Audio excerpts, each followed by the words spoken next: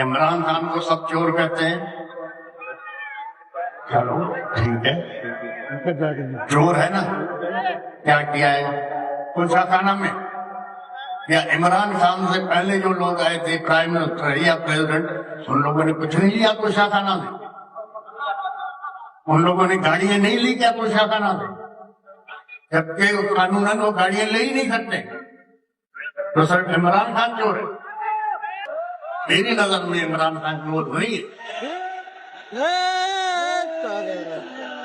मेरी नजर में हाँ बेवकूफी हो गई होगी, गलती होती है। गलती किससे नहीं होती? गलती तो इंसान से होती है। अगर इमरान खान से गलती नहीं होती तो वो फरिश्ता होता।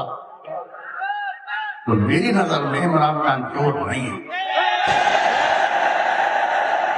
अगर इमरान खान चोर है फिर हम सभी चोर हैं।